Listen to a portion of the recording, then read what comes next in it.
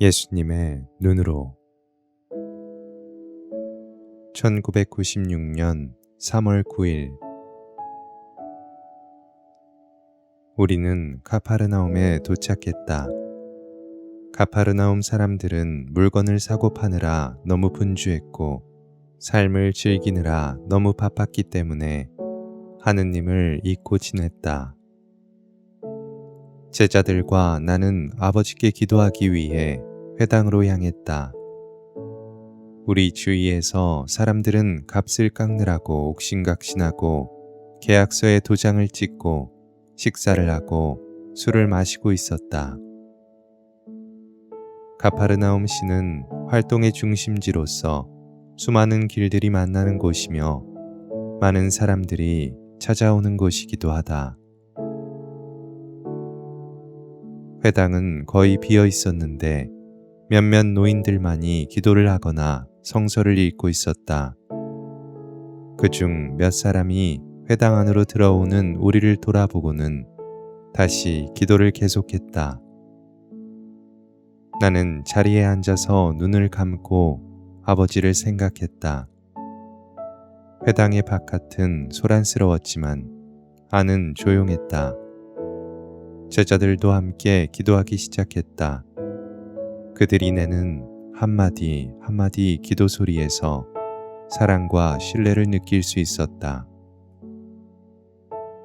우리는 몇 시간을 더 기도하다가 잠잘 곳을 찾기 위해 회당을 나왔다. 유다가 안드레아와 같이 방을 찾으러 갔다. 기다리는 동안 나는 제자들에게 이야기를 들려주었다. 안식일을 빼고는 매일 바쁘게 지내는 한 사람이 있었다.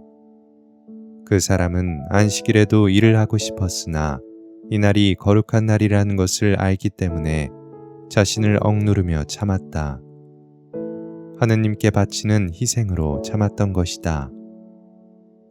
그러나 이웃 사람들은 그 사람이 그렇게 사는 것을 조롱했다.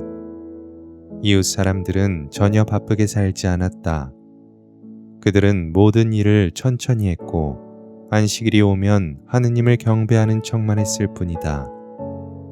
그리고 남에게 들키지 않는다면 안식일에도 일을 했다.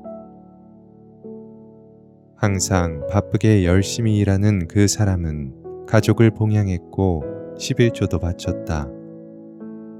그러나 이웃 사람들은 자기 가족을 봉양하긴 했어도 11조는 내지 않았다.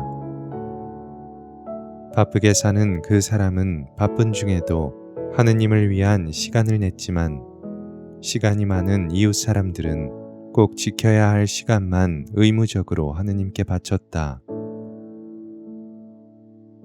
바쁘게 살던 그 사람이 죽었을 때 아브라함이 그 사람 앞에 나타나서 이렇게 말했다. 너는 인생을 바쁘게 지내면서도 하느님께 사랑과 존경을 바쳤다. 어서 천국으로 오너라. 또 그 이웃 사람들이 죽었을 때 아브라함은 이렇게 말했다. 너희들의 인생은 죄투성이었구나. 하느님께서 주신 귀한 시간을 낭비했고 하느님과 이웃을 존경하지 않았으며 탐욕과 이기심으로 가득 찬 삶을 살았다. 어떻게 너희가 천국에 들어가기를 기대하겠느냐? 그 이웃 사람들이 변명을 늘어놓았다. 저희는 숨가쁘게 이리저리 쫓아다니느라고 생명을 단축시키고 싶지 않았습니다. 그리고 꼭 급한 일이 있을 때를 빼고는 안식일을 지켰습니다. 그러자 아브라함이 그들을 야단쳤다. 이런 사기꾼 같은 사람들아, 너희는 너희 자신조차 속이려 드는구나. 하느님을 찬미하라고 한 그 안식일에 그렇게 하지 않아도 될 만한 이유가 어디 있었더냐? 항상 바쁜 생활을 하였다면 안식일에 하느님과 함께 휴식을 취하는 것은 너희 자신에게도 유익한 일이었다. 너희가 참고 견디며 살 수 있는 힘을 하느님께서 주시기 때문이다. 너희들이 비웃었던 그 사람을 보아라. 그는 언제나 바빴지만 하느님을 위해 안식일은 꼭 지켰다.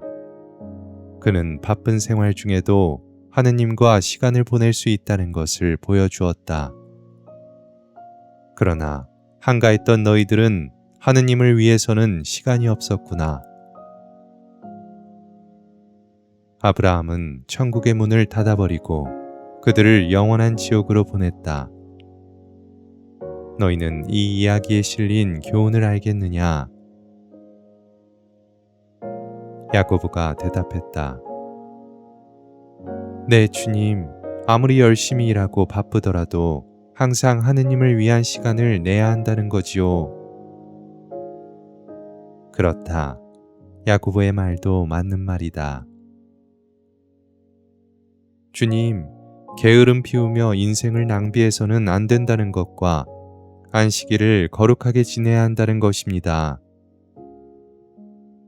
이번에는 바르톨로메오가 대답했다.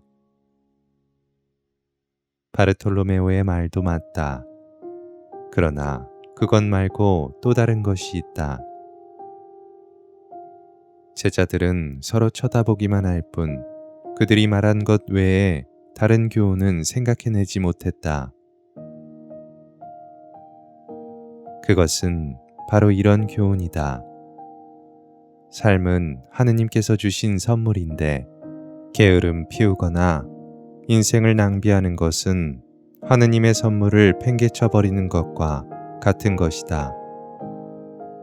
사람들은 자기가 해야 할 일을 회피하고 다른 사람에게 미룬다. 그리고 다른 사람이 그것을 알아채지 못하는 한 그렇게 행동해도 괜찮다고 생각한다. 그러나 그들은 하느님께서 다 알고 계신다는 것을 생각하지 못한다. 너희가 창조주 하느님을 뵙게 되는 날, 그분은 당신께서 주신 선물을 너희가 어떻게 했는지를 다 아시기 때문에 당신의 선물을 헛되게 낭비한 자에게는 보상을 주지 않으실 것이다. 그리고 당신의 선물로서 열매를 맺는 삶, 곧 하느님을 위한 열매를 맺는 삶을 산 사람들에게는 영원한 생명을 보상으로 주실 것이다.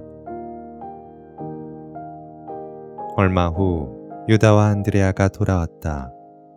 그들은 나를 따르던 제자를 만나서 우리가 묵을 장소를 찾을 수 있었던 것이다. 유다가 흥분해서 말했다. 주님, 글쎄 시몬이 이곳에 살고 있었습니다. 시몬 기억하세요? 주님께서 시몬의 어머니를 치유해 주셨잖아요. 그 시몬이 우리를 자기 집에 초대한대요. 돈도 한 푼 받지 않고요. 그는 좋아서 어쩔 줄을 몰랐다. 안드레아가 유다를 안타까운 얼굴로 쳐다보면서 말했다. 주님, 그건 사실입니다. 주님께서 자기 집에 와주시면 좋겠다고 시몬이 말했습니다. 지금 자기 집에서 주님께서 드실 식사를 준비하고 있을 겁니다. 나는 안드레아의 괴로워하는 모습을 보고 그를 한쪽으로 데리고 가서 물었다. 무슨 일이 있었느냐? 아무것도 아닙니다, 선생님. 안드레아는 땅을 내려다보며 대답했다. 거짓말을 하는 것은 옳지 않다. 비록 누군가를 감싸주기 위한 것이라고 해도 그건 죄가 된다. 안드레아, 어디 내게 말해보아라. 안드레아가 마지못해 입을 열었다. 주님, 유다가 말입니다. 시몬한테 가서 주님께서 그 집에 머무르셔야 한다고 강요했습니다. 그럴 필요가 없었는데도 마구 강요를 해댔습니다. 유다가 그렇게 하지 않아도 시몬은 주님께서 자기 집에 머물러 주시기를 진심으로 바라고 있었는데 말입니다. 유다는 너무 많은 것을 기대하기 때문에 때로는 어려움을 겪는다. 너희에게 필요한 모든 것은 나한테서 다 얻을 수 있다는 것을 유다가 이해하지 못해서 그렇다. 주님, 시몬을 만나시면 저는 시몬에게 돈을 달라고 할 마음이 전혀 없었다고 말씀해 주십시오. 안드레아가 조심스럽게 귀에 대고 속삭였다. 유다가 돈을 얼마나 받았느냐? 은전 20개를 받았습니다. 그건 아주 많은 돈이구나. 무엇에 쓸 돈이라고 유다가 말하더냐? 주님을 도와드리기 위한 돈이라고 말하더군요. 안드레아가 대답했다. 안드레아, 나한테 맡기고 더 이상 걱정하지 말아라. 너의 마음이 진실하다는 것을 나는 알고 있다. 우리가 시몬의 집에 도착했을 때 시몬이 달려나와서 나를 반기며 손에 입을 맞추었다. 선생님, 이렇게 와주셔서 정말 감사합니다. 사랑하는 시몬, 우리를 초대해 주어 정말 고맙다. 우리를 위해서 잔치를 벌였구나. 주님을 위해 대접한다고 하면서도 이것밖에 못 차렸습니다. 시몬이 겸손하게 말했다. 나는 유다를 돌아보며 분명하게 말했다. 유다야, 우리를 초대해주고 이렇게 수고해준 시몬에게 보답하는 뜻으로 은전 25개를 주어라. 그렇지만 유다는 더듬거렸다. 여관에 묵어도 그 돈의 반의 반도 안 들 텐데요. 친구 사이에 돈이 뭐 그리 중요하겠느냐. 그리고 아버지께서 우리에게 사람들을 보내셔서 도와주시니 돈이 필요 없다. 저는 내가 좀 도와줄게. 유다가 계속 더듬거리자 안드레아가 돈 주머니를 집어서 시몬에게 은전을 꺼내 주었다. 유다는 넋이 빠진 표정으로 두 팔을 내려뜨린 채 서 있었다. 돈은 중요한 것이 아니다. 내가 아버지께 드릴 것은 사람들의 영혼이다. 영혼이야말로 가장 고귀한 보물이다. 형제 자매보다 돈을 더 사랑하는 사람에게는 천국의 문이 닫힐 것이다.